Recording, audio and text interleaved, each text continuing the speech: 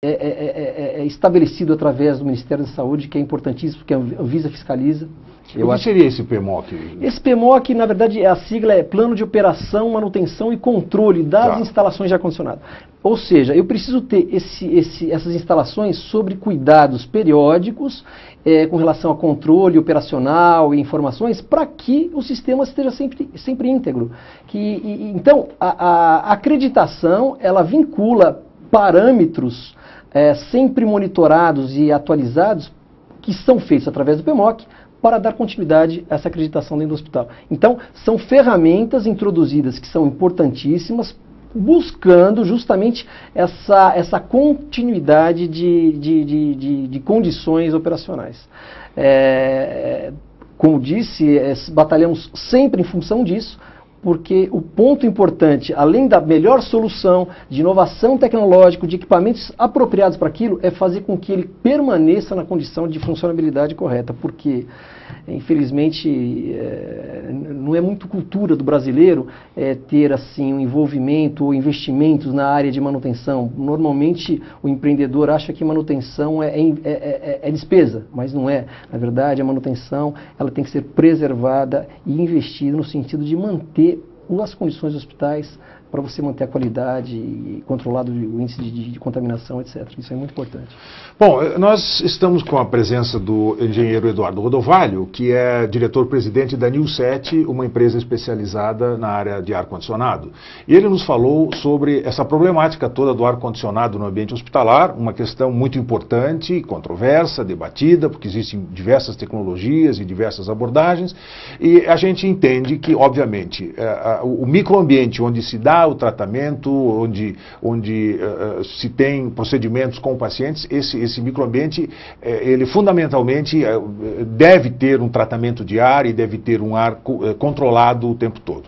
Eu gostaria de agradecer a presença do engenheiro Eduardo Rodovalho e colocaria, enfim, para suas últimas palavras para o nosso encerramento. Eu agradeço a oportunidade, como eu havia dito, e é sempre um grande desafio nosso, e essa oportunidade de estar aqui falando sobre esses pontos e tópicos que fogem no dia a dia o controle nosso, é importante a gente estar sempre divulgando isso e salientando a importância desse controle total para realmente chegarmos ao ponto que nós queremos, que é trazer essas unidades hospitalares para dentro das normas atuais. Tá? Muito obrigado pela oportunidade. Ok, eu queria agradecer a presença novamente do Eduardo Rodovalho, engenheiro especializado na área de ar-condicionado, diretor-presidente da Newset. E se você tiver alguma pergunta adicional ou tiver alguma dúvida, você pode encaminhar para o e-mail pergunta@conexãomedica.com.br.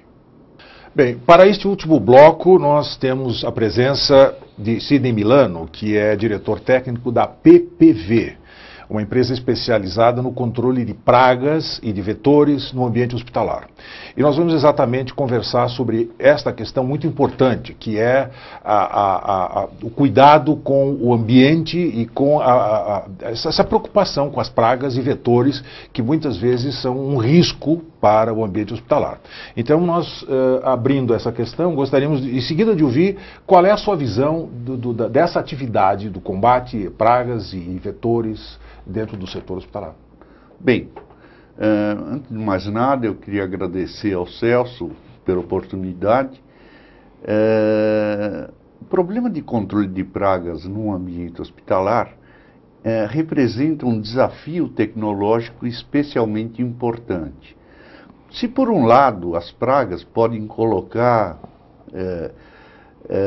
em risco todo o trabalho, o investimento do hospital na área de hotelaria, por exemplo, porque ninguém espera ver uma barata num hospital.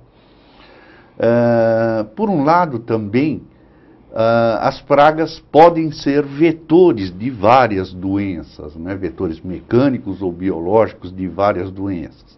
Então, elas são importantes, o seu controle é importante no ambiente hospitalar. Por outro lado, o ambiente hospitalar representa uma situação na qual o maior nível possível de restrições às atividades de controle existem, né? Então, representa um desafio tecnológico bastante avançado. E mais recentemente, com problema de aquecimento global, com a consciência ecológica se tornando cada vez mais exacerbada, nós percebemos um movimento em nível mundial no sentido de buscar alternativas de controle não químicas, né? Infelizmente, o DDT, os defensivos químicos, né? Que são ainda hoje a base do controle em praticamente todas as áreas, né? Cada vez mais nós percebemos uma tendência a se banir esses produtos ou se utilizar cada vez menos, né? E é nesse sentido que nós temos trabalhado nos últimos 13 anos, né? Bom, como é um processo típico de abordar o combate a pragas e vetores no ambiente hospitalar? Bom, em primeiro lugar, nós precisamos definir o que é praga, né? Ao contrário da visão leiga do tema, né? Praga não é uma característica intrínseca a nenhuma espécie biológica, né? Na natureza, em ambientes naturais, em ecossistemas naturais, não existem pragas. Cada organismo cumpre a sua função no ecossistema e ninguém prejudica ninguém, né? É a disputa natural pela sobrevivência. Praga é definida tecnicamente da seguinte forma: praga é qualquer organismo vivo que cause algum tipo de transtorno ou prejuízo ao homem quando ambos compartilham o mesmo ambiente.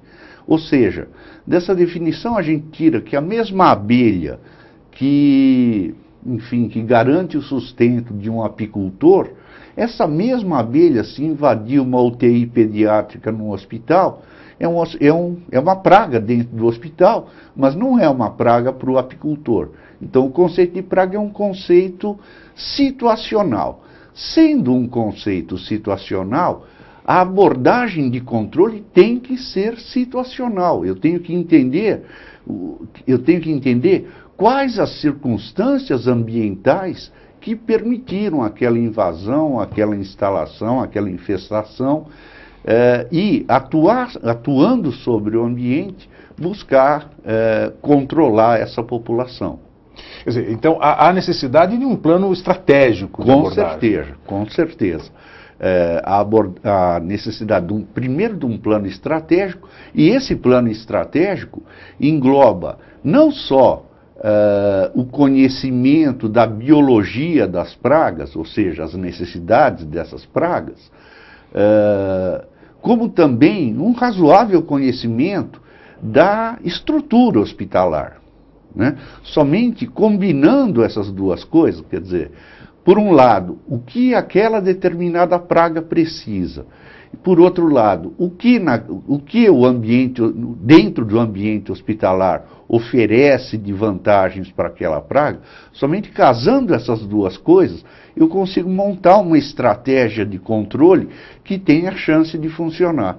Caso contrário, se eu simplesmente fizer só a aplicação química, eu reduzo essa população, mas a praga, na verdade, hoje, cada vez mais nós acreditamos que a praga em si, ela não é um problema. A praga em si, ela é um sintoma de um problema, seja de manutenção, seja de higiene, né? Então, na verdade, a praga serve em várias circunstâncias como um indicador de que algo, em termos de manutenção ou de higiene, precisa ser melhorado, né? Eu lembro uma ocasião, o arquiteto Jarbas Karman, que é uma figura lendária até do setor, né?